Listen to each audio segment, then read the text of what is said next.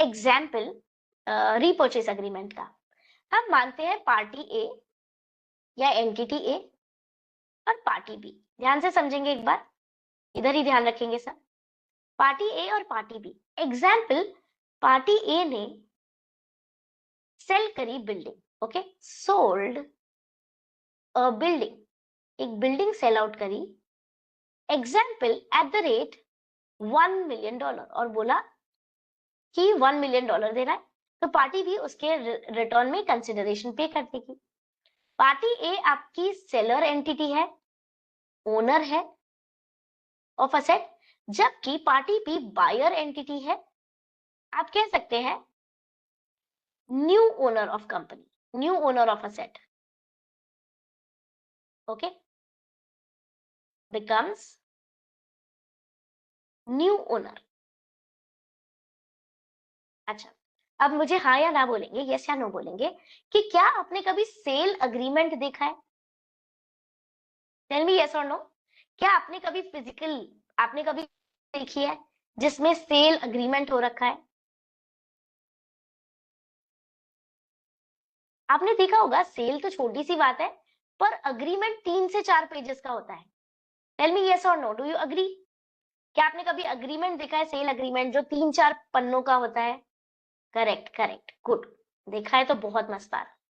आपने अगर उसमें नोट किया हो तो उसमें क्या रहता है, पहले सेलर की डिटेल रहेगी कि सेलर का नाम ये है, पैन नंबर ये है, एड्रेस ये है, आधार नंबर ये है, एग्जाम्पल। फिर बायर की डिटेल रहेगी कि बायर का नाम ये है, पैन नंबर ये है, आधार नंबर ये है और उसकी एड्रेस डिटेल ये है। उसके बाद में जो असेट सेल करी जा रही है उसका डिटेल देंगे कि एग्जाम्पल, अगर लैंड है, बिल्डिंग है, प्रॉपर्टी है, कुछ भी, तो कितने अमाउंट की है, कहां पर सिचुएटेड है, उसके बारे में बताएंगे, कितने फीट की है, कितने प्राइस पर हुई, एटसेट्रा। सेलर की डिटेल, बायर की डिटेल और जो असेट सेल आउट हो रही है उसकी डिटेल, ओके।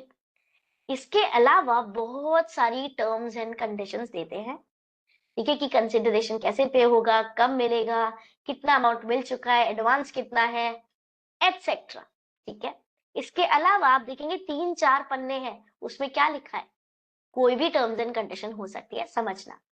एग्जाम्पल, आपने एक बिल्डिंग सेल करी और वो रेजिडेंशियल बिल्डिंग है, आपने एक फ्लैट सेल किया और वो रेजिडेंशियल बिल्डिंग का पार्ट है, तो आपने उसमें टर्म्स एंड कंडीशन लगा दी कि बायर भाई साहब, आप इस फ्लैट को रेजिडेंशियल पर्पस के लिए ही यूज करना, कोई कमर्शियल एक्टिविटी आप इसमें नहीं कर सकते, आप कोई ऑफिस खोलकर नहीं बैठ सकते। Give me a quick thumbs up, क्या ऐसी टर्म्स एंड कंडीशन मेंशन करी जा सकती है? टेल मी यस और no, give a quick thumbs up. Correct, आपके सेल अग्रीमेंट में सेलर की डिटेल, बायर की डिटेल, असेट की डिटेल, इसके अलावा बहुत सारी टर्म्स एंड कंडीशन जो भी सेलर और बायर अग्री करते हैं। वाइस वर्सा केस भी हो सकता है, मान लेते कमर्शियल प्रॉपर्टी है तो उसमें रेजिडेंशियल एक्टिविटी बनाए, कुछ भी हो सकता है, बहुत सारी टर्म्स एंड कंडीशन हो सकती है। तो जो बिल्डिंग सेल करी उसमें सेल सेल अग्रीमेंट में, I would say instead, terms and condition applied in sale agreement. जो सेल अग्रीमेंट हुआ, जो सेल डीड हुआ, उसमें बहुत सारी टर्म्स एंड कंडीशन हो सकती है। एग्जाम्पल, पार्टी ए जो सेलर है उसने बोला कि पार्टी बी आप चिंता मत करो, आप निष्फिक्र होकर ये असेट ले लो, अगर आपको दिक्कत आई तो 2 साल बाद मैं आपसे खरीद लूंगा, ओके। एग्जाम्पल, पार्टी ए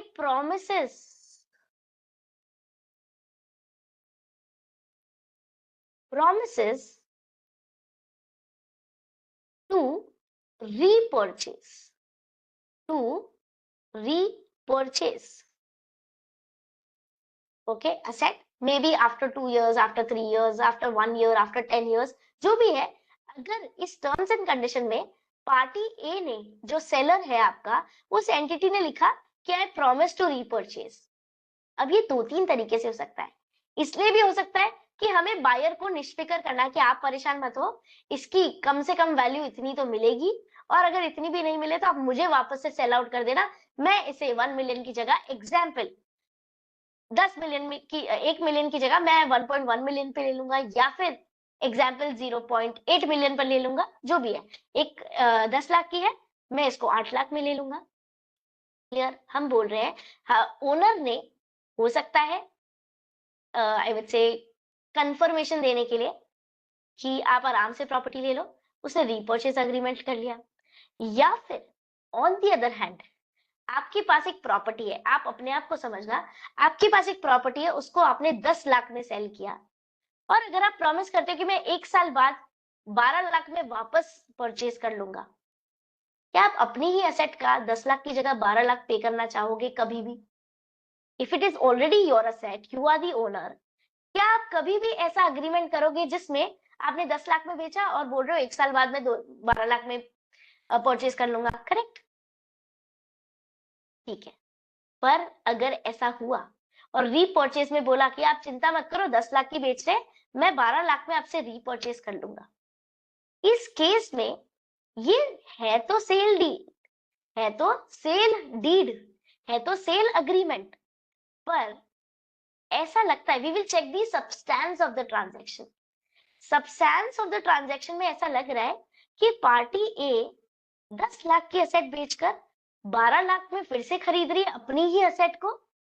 ये तो सेटअप लग रहा है, ये तो सेटअप लग रहा है, एज इफ हो सकता है पार्टी ए को अभी तुरंत पैसों की जरूरत है, तो उन्होंने अपनी ही एसेट को बेचा, अब बैंक के पास नहीं गए, लोन की तरह नहीं रखा, इंस्टेड अपनी ही एसेट को बेचा, और अगले साल उनको फिर एसेट भी चाहिए और उनको चलेगा, एक्स्ट्रा पैसे देंगे तो भी चलेगा, तो वो बोल रहे हैं हम 10 लाख की जगह 12 लाख दे देंगे आपको, 1 मिलियन की जगह 1.2 मिलियन दे देंगे। एक्स्ट्रा अमाउंट क्यों दे रहे? एज इफ उन्होंने कोई लोन लिया है और फिर 1 साल बाद लोन चुका रहे हैं, और ये बिल्डिंग को सिक्योरिटी की तरह रख रहे हैं, कोलैटरल की तरह रख रहे हैं। ये मैं क्विक टर्म्स, क्या आपको समझ आता है कि वैसे तो ये सेल अग्रीमेंट है, पर substance of the transaction check करोगे, एक्चुअल में रियलिटी चेक करने जाओगे तो आपको लगेगा अरे ये तो सेटअप है, ये तो सेटअप है। क्यों? हो सकता है पार्टी ए को लोन चाहिए हो और लोन के लिए बैंक पे नहीं गए, पार्टी बी को सेल आउट कर दिया अपनी एसेट, एसेट को ये लोग कोलैटरल की तरह यूज कर रहे हैं और बाद में रीपर्चेज करने के लिए ज्यादा अमाउंट दे रहे हैं। क्लियर? ओके, ऐसा हो सकता है। सो अगर प्रॉमिस किया to repurchase at example 1.2 million, तो हमने बोला कि ये तो सेटअप है, ऐसा लग रहा है लोन लिया है, तो आप इसे लोन की तरह ही रिकॉर्ड करेंगे, अपनी एसेट को डी रिकॉग्नाइज नहीं करेंगे बुक्स ऑफ अकाउंट में से, क्योंकि आपने कंट्रोल तो लूज किया ही नहीं। इंस्टेड अपनी एसेट को आपने बोला भी यूज तो कर लो, पर ऐसे के ऐसे रखना, चेंजेस मत करना, 1 साल बाद में फिर से ले लूंगा।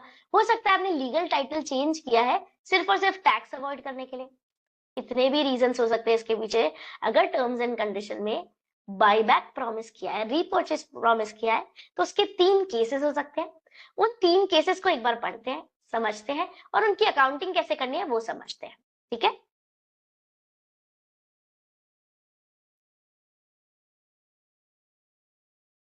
First, under repurchase agreement an entity sales an asset, पहले एक असेट सेल करी और प्रॉमिस करती है और has an option to repurchase it. Repurchase agreements generally come in 3 forms, 3 forms में आ सकते हैं। First, forward contract. इस कॉन्ट्रैक्ट में सेलर के पास, सेलर एंटिटी के पास ऑब्लिगेशन है कि उसको रीपर्चेज करना ही करना पड़ेगा, due to any terms and condition ही is bound, seller entity is bound कि उसको रीपर्चेज करना ही करना पड़ेगा, जो भी टाइम पीरियड है उसके बाद। दूसरा आता है कॉल ऑप्शन। कॉल ऑप्शन भी एग्जैक्टली सेम है, रीपर्चेज अग्रीमेंट है, मतलब एक रीपर्चेज क्लॉज, एक बायबैक क्लॉज अपने सेल अग्रीमेंट में उन्होंने टर्म्स एंड कंडीशन की तरह अटैच कर दिया, मेंशन कर दिया। कॉल ऑप्शन में सेलर एंटिटी के पास में राइट है कि वो चाहे तो वो परचेज करे, रीपर्चेज करे, चाहे तो रीपर्चेज नहीं करे। टर्म्स एंड कंडीशन कैसे भी हो सकती है। अगर सेलर के पास ऑब्लिगेशन है तो वो कहलाएगा फॉरवर्ड कॉन्ट्रैक्ट, अगर सेलर के पास राइट है तो वो कहलाएगा कॉल ऑप्शन। नेक्स्ट, अगर बायर के पास में ऑप्शन है, entity must purchase if requested to do by customer, अगर कस्टमर की चॉइस है, वो चाहे तो सेल आउट करे, चाहे तो सेल आउट नहीं करे, अगर कस्टमर की चॉइस है कि वो सेल आउट करे या नहीं करे, और फिर उस केस में उसको बोलेंगे हम पुट ऑप्शन। सेलर के पास राइट है, बोलेंगे forward contract, sorry call option, seller के पास ऑब्लिगेशन है हम बोलेंगे फॉरवर्ड कॉन्ट्रैक्ट, सेलर कस्टमर के पास में चॉइस है तो हम बोलेंगे पुट ऑप्शन। इधर तक क्लियर होता है? क्या आप इसे पढ़ पा रहे हैं? कोई दिक्कत? ये इनके नाम है, नेम है, अभी के लिए आपको डीप में नहीं जाना, सिर्फ इतना समझे कि ये नाम दे रखे हैं। सेलर के पास ऑब्लिगेशन फॉरवर्ड कॉन्ट्रैक्ट, सेलर के पास राइट कॉल ऑप्शन, कस्टमर के पास राइट पुट ऑप्शन। ठीक है, कोई दिक्कत? Anybody any doubt?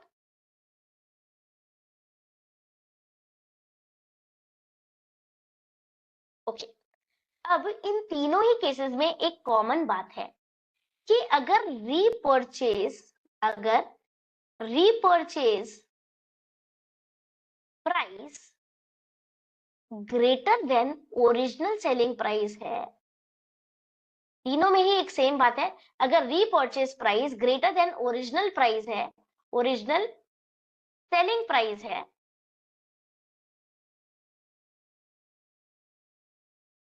तो इस केस में हम बोल रहे हैं क्यों आप अपनी ही एसेट ज्यादा रुपए में अगले साल खरीदना चाहोगे, तो हम बोल रहे हैं इसके डिफरेंस को, इसको फाइनेंस अरेंजमेंट की तरह रिकॉर्ड करना, फाइनेंसिंग अरेंजमेंट लोन की तरह रिकॉर्ड करना, करेक्ट, और इसके डिफरेंस को फाइनेंस इनकम की तरह रिकॉर्ड करना, एग्जैक्टली फाइनेंस एक्सपेंस की तरह एक्चुअली, क्योंकि आप 10 लाख की जगह 12 लाख दे रहे हो, एज अ सेलर आप 10 लाख की जगह रीपर्चेज के वक्त 12 लाख दे रहे हो, जो 2 लाख एक्स्ट्रा दे रहे हो वो आपकी फाइनेंस एक्सपेंस है। ओके, फाइनेंसिंग अरेंजमेंट की तरह रिकॉर्ड करना।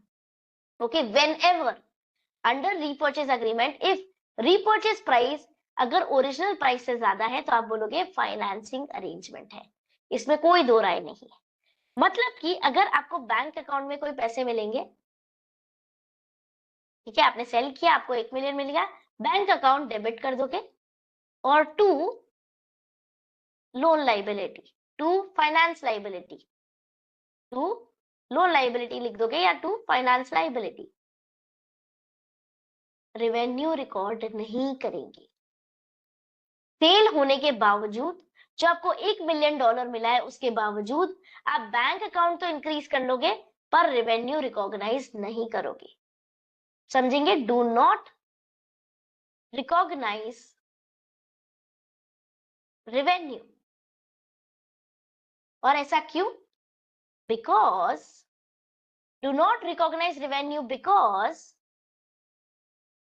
Control is not transfer. Give me a quick thumbs up. It seems like a financing arrangement. आपको समझ आता है? आपने बहुत पहले 11th या 12th में पढ़ा होगा स्टार्टिंग में, सब्सटेंस ओवर लीगल फॉर्म। अब IFRS में हम बहुत अच्छे से इसको अप्लाई भी करते हैं। लीगल टाइटल किसी के पास भी हो, ओनरशिप ट्रांसफर हो गई है, लीगल डॉक्यूमेंट में वो ओनर नहीं है, फिर भी आप रेवेन्यू रिकॉग्नाइज नहीं करेंगे। Do not derecognise asset sold. Building को सेल आउट कर दिया उसके बाद भी आप कोई असेट को डी रिकॉग्नाइज नहीं करोगे। ये आपकी फर्स्ट जर्नल एंट्री है। सेकेंड जर्नल एंट्री होगी फाइनेंस एक्सपेंस डेबिट, जो जितना भी इंटरेस्ट होगा वो ऐड हो जाएगा और आपकी लोन लाइबिलिटी और बढ़ जाएगी, फाइनेंस लाइबिलिटी। Okay, clear? अब लास्ट में अगर इन्होंने रीपर्चेज किया तो आप बोलोगे finance liability debit to bank. मान लेते हैं एक बार 10 लाख और 10 लाख, 10 लाख पे 20% इंटरेस्ट था तो आपने 2 लाख और 2 लाख का इंटरेस्ट जोड़ लिया। 10 लाख और 10 लाख, 10 लाख का बैंक अकाउंट, 10 लाख का फाइनेंस लाइबिलिटी। फिर एग्जाम्पल एट द रेट 20% की इंटरेस्ट रेट थी तो आपने 20% से उनको इंटरेस्ट दे दिया 2 लाख का और आपकी लोन लाइबिलिटी बढ़ा दी 2 लाख की। अब अगर आपने सही में रीपर्चेज किया तो आप फाइनेंस लाइबिलिटी 12 लाख से डेबिट करेंगे और 2 बैंक अकाउंट कर देंगे, कोई रेवेन्यू रिकॉग्नाइज नहीं होगा। ऑन दी अदर हैंड हो सकता है आपने रीपर्चेज नहीं किया, वो सिर्फ कहने के लिए दिया हुआ था, कोई ने एक्सरसाइज नहीं किया, तो उस केस में आपका जैसे ही टाइम लैप्स होगा आप करेंगे फाइनेंस लाइबिलिटी टू रेवेन्यू। समझेंगे? If repurchased if repurchased, if not repurchased, जब एंड में जब पीरियड होगा 1 साल 2 साल जो भी टाइम पीरियड दे रखा है, if repurchase after 1 year, if not repurchase after 1 year, समझेंगे? अगर रीपर्चेज कर लिया तो हमारी एंट्री एकदम सही थी, फाइनेंस लाइबिलिटी आप डेबिट कर देंगे और जितना भी अमाउंट उसको बोला था कि 10 लाख की एसेट में 12 लाख में ले लूंगा, उतना अमाउंट पे ऑफ कर देंगे। अगर इफ नॉट रीपर्चेज, रीपर्चेज नहीं किया तो भी हमें फाइनेंस लाइबिलिटी तो वापस करनी ही है, डी रिकॉग्नाइज करनी ही है, डेबिट टू रेवेन्यू।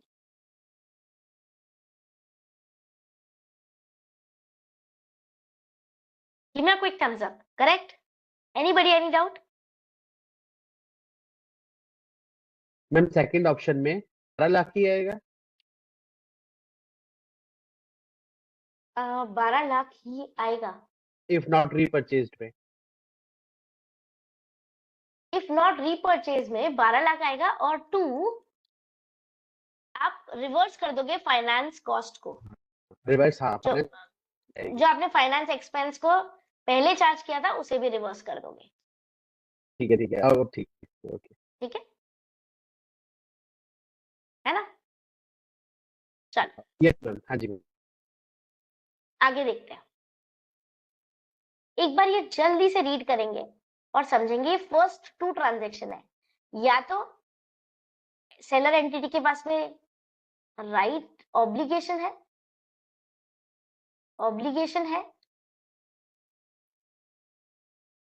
या फिर सेलर एंटिटी के पास में राइट है। अगर ऑब्लिगेशन है तो फॉरवर्ड कॉन्ट्रैक्ट, राइट है तो कॉल ऑप्शन। इसमें देखेंगे repurchase price is below selling price, तो आप लीज की तरह रिकॉर्ड करेंगे, और अगर repurchase price is equal to और greater than original selling price, extra देने का प्रॉमिस कर रखा है, तो आप इसे लोन अरेंजमेंट की तरह रिकॉर्ड करेंगे। Anybody any question? क्या हम एक एग्जाम्पल ट्राई करने के लिए रेडी है? Tejashri any doubt? Renu any doubt?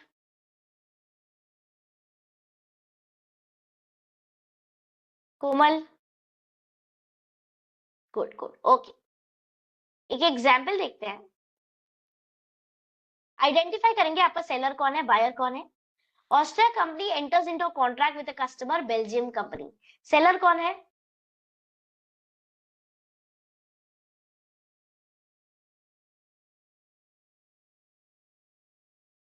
Austria company, correct. ये आपका सेलर है और बेल्जियम कंपनी आपका बायर है। ओके।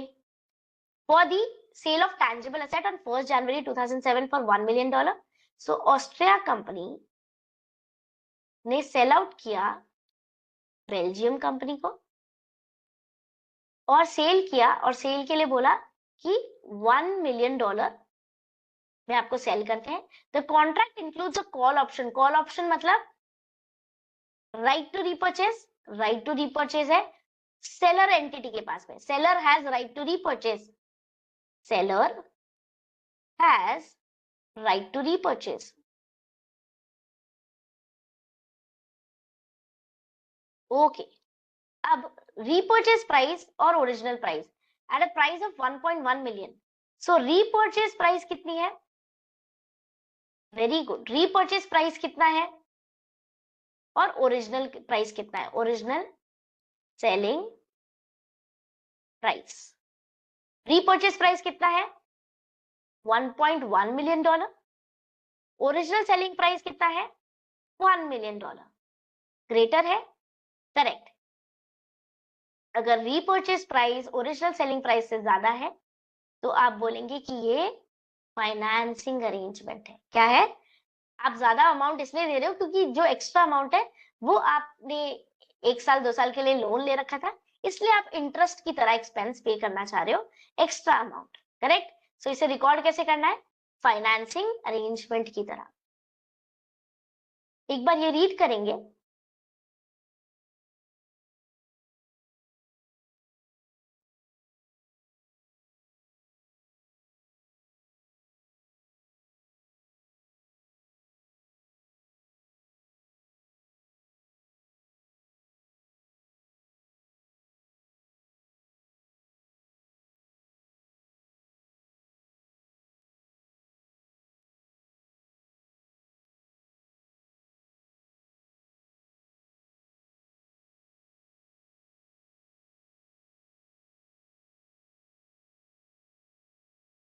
किसी को कोई भी तरीके का डाउट? जर्नल एंट्री से समझते हैं? Anybody any doubt? ठीक है, जर्नल एंट्री एक बार चेक करेंगे। आप चाहे रेवेन्यू में रिवर्स करें, चाहे आप अपने इंटरेस्ट एक्सपेंस को रिवर्स करें, सेम बात है, पीएल तो पूरा 1.1 मिलियन से ही अफेक्ट होगा। Anybody any doubt?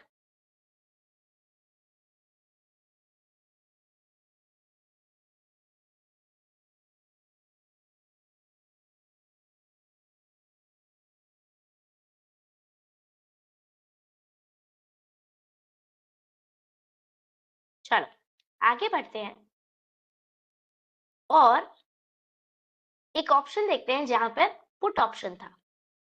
Put option, okay. अब पुट ऑप्शन के लिए हम क्या करते हैं, where seller and customer,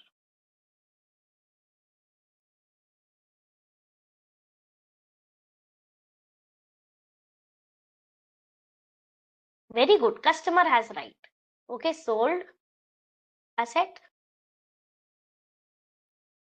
as terms and condition, as part of terms and condition in sales agreement, in sales deed, as per terms and condition in sales agreement, customer has a right, has a choice to sell it back to original seller, sell it back to original seller, okay. आप बात समझना, आपका ये continue करेंगे हम topic कि अगर repurchase price ज्यादा है ओरिजिनल प्राइस से तो आप फाइनेंसिंग अरेंजमेंट मानेंगे, ओके। इसे कंटिन्यू करेंगे। सो चेक चेक, और इस चेक में दो ही केसेस हो सकते हैं, या तो रीपर्चेज प्राइस और original price.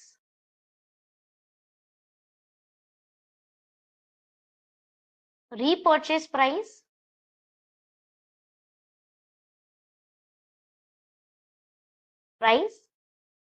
And original price.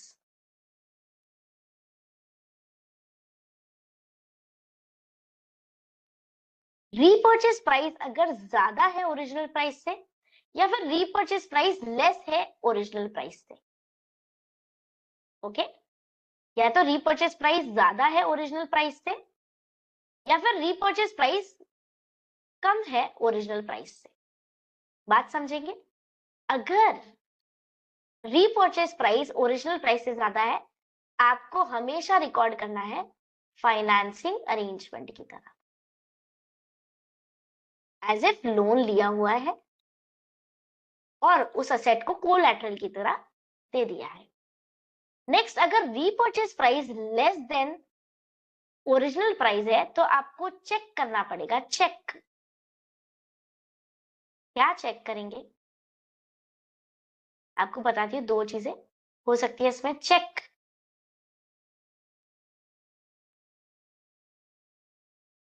Market price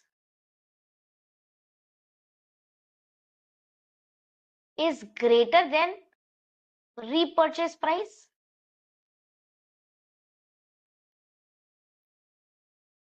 या फिर market price is less than repurchase price. दो ही केसेस हो सकते हैं। चलो, इसका डिसीजन ना आप खुद दोगे मुझे, रेडी हो जाओ।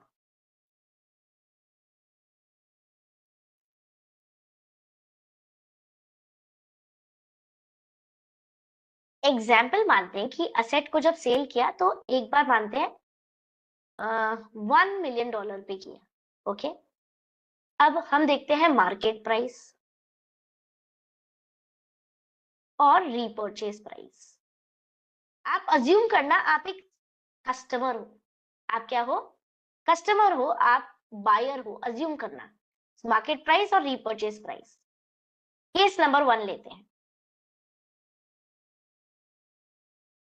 मान लेते हैं आपका रीपर्चेज प्राइस 0.8 मिलियन डॉलर है, 0.8 मिलियन डॉलर है आपका रीपर्चेज प्राइस। अज्यूम करना आप बायर हो, आप असेट के ओनर बन चुके हो। अब रीपर्चेज प्राइस जो सेलर ने ऑफर किया है वो 0.8 मिलियन डॉलर है। ओके, अब market price example 1.5 million dollar है। आप ओरिजिनल सेलर के पास वापस बेचोगे या मार्केट में बेचोगे? Will you try to sell it to the original owner और मार्केट? एवरीबडी टेल मी, अगर मार्केट प्राइस ज्यादा है मार्केट और मार्केट पक्का से मार्केट प्राइस पर Yes. पक्का पक्का, व्यवहार अपनी जगह, व्यापार अपनी जगह, मानते हैं? तो ओरिजिनल सेलर आपका ऑफर कम अच्छा है, मार्केट प्राइस ज्यादा अच्छा है, तो हमने बोला हम मार्केट में जाएंगे। इसका मतलब जो ऑप्शन दे रखा है एज ए कस्टमर, क्या आप उसे ऑप्ट करोगे? जो आपको रीपर्चेज का ऑप्शन दे रखा है, will you opt for this repurchase option? Tell me yes और नो, टेल मी यस और no. Correct, very good, I hope everybody agrees with this.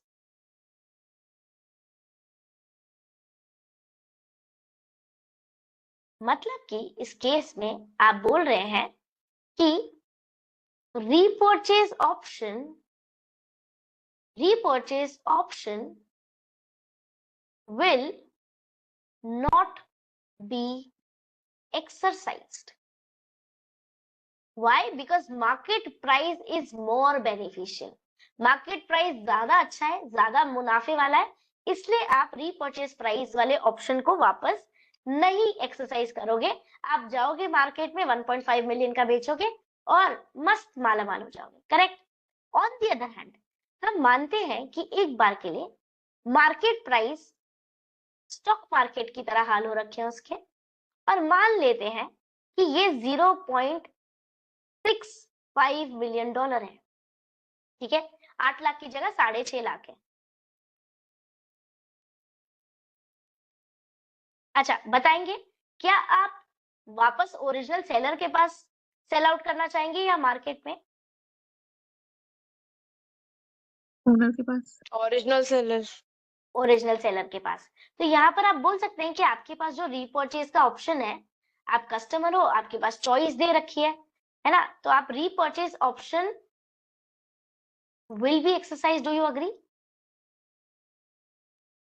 समझ आता है पक्का से? गुड, ठीक है। अगर repurchase option will be exercised, repurchase option will be exercised, okay, इसका मतलब सिग्निफिकेंट, एक सेकेंड, सिग्निफिकेंट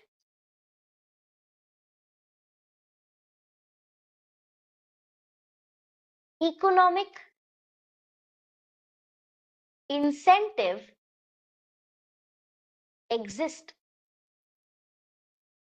इसका मतलब आपको रीपर्चेज क्लॉज को एक्सरसाइज करने के लिए सिग्निफिकेंट इकोनॉमिक इंसेंटिव है, आपके पास बहुत ज्यादा आई वुड से बेनिफिट होगा अगर आप ओरिजिनल सेलर को सेल आउट करेंगे। यहाँ पर अगर repurchase option will not be exercise, इसका मतलब there is no significant economic incentive does not exist. Okay, अगर significant economic incentive does not exist, तो आप इसे रिकॉर्ड करेंगे, ओके, तो आप इसे रिकॉर्ड करेंगे as sale with right to return क्या होता है बताऊंगी मैं, चिंता मत करो। पर इसे रिकॉर्ड करेंगे sale with right to return, और इसे रिकॉर्ड करेंगे लीज अग्रीमेंट की तरह, लीज अरेंजमेंट की तरह।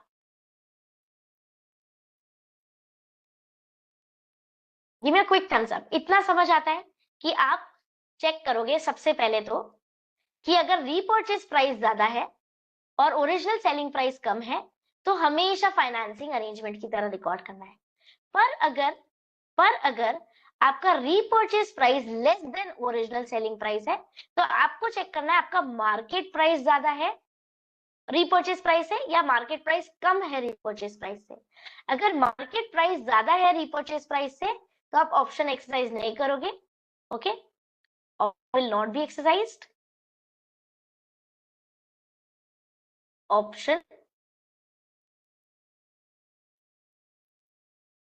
Option 2, repurchase will not be exercised, will not be exercised। whereas अगर repurchase price ज्यादा अच्छा है तो आप बोलेंगे कि option 2, repurchase will be exercised। okay, anybody any doubt?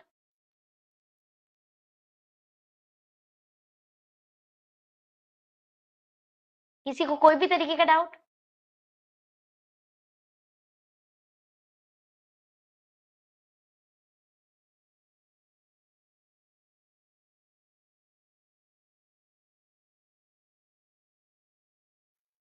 Okay, example से समझते हैं।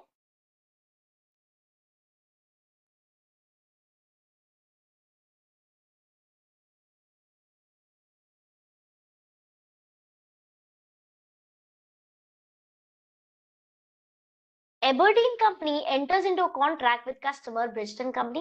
So Aberdeen company आपकी seller है और कस्टमर है Bridgestone company। For the sale of a tangible asset on 1st January 2007, 1 million का सेल किया है। तो what is your repurchase price and original selling price?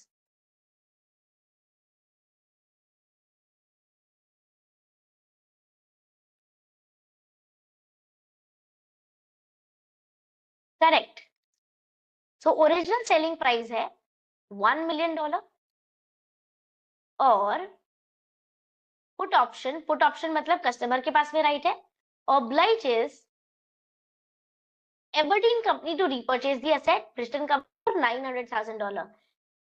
एक बार के लिए समझने के लिए 1 मिलियन को हम लिखते हैं 10 लाख, $10 लाख और रीपर्चेज प्राइस कितना है $900,000। बताएंगे रीपर्चेज प्राइस ज्यादा है या कम है? रीपर्चेज प्राइस इज लेस और मोर?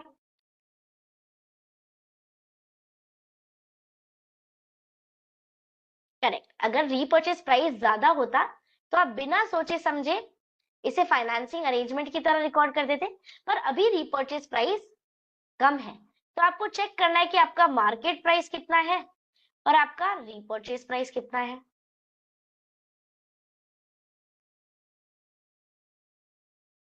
आपको चेक करना है मार्केट प्राइस कितना है, रीपर्चेज प्राइस कितना है। तो इन्होंने रीपर्चेज बोला $900,000 का, ठीक है, on or before 31st December 2007 at which time the market value is expected to be 750। इन्होंने बोला मार्केट में 750 रहेगा, करेक्ट, मार्केट प्राइस 750। अब मानो अज्यूम करो कि आप ब्रिस्टन कंपनी हो, बताओ कि आप मार्केट में बेचोगे या फिर रीपर्चेज प्राइस ओरिजिनल सेलर के पास एबरडीन कंपनी के पास वापस जाओगे और बोलोगे ये सेट हम बेचते हैं। Will exercise repurchase option, correct, yes, repurchase option will be exercised, yes, repurchase option will be exercised। क्या ऑडियो ठीक है मेरा? कोई दिक्कत? Any issue? अगर आप रीपर्चेज ऑप्शन एक्सरसाइज करोगे, ओरिजिनल सेलर को सेल करने जाओगे, तो आप बोलोगे सिग्निफिकेंट इकोनॉमिक बेनिफिट है, और अगर सिग्निफिकेंट इकोनॉमिक बेनिफिट होता है तो हम रिकॉर्ड करते हैं लीज की तरह। Significant economic benefit exist. अगर सिग्निफिकेंट इकोनॉमिक बेनिफिट एग्जिस्ट करता है, आप रिकॉर्ड करेंगे लीज की तरह। Anybody, any question? Give me a quick thumbs up. Anybody, any question?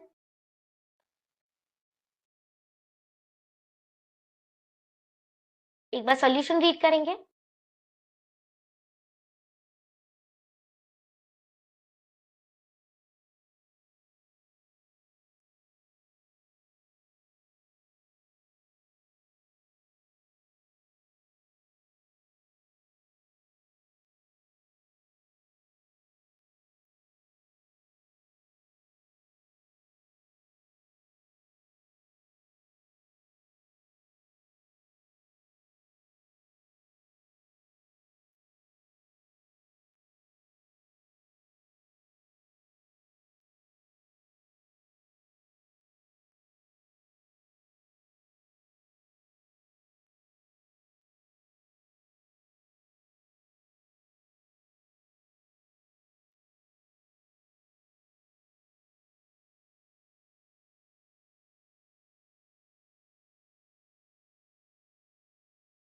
Record as lease,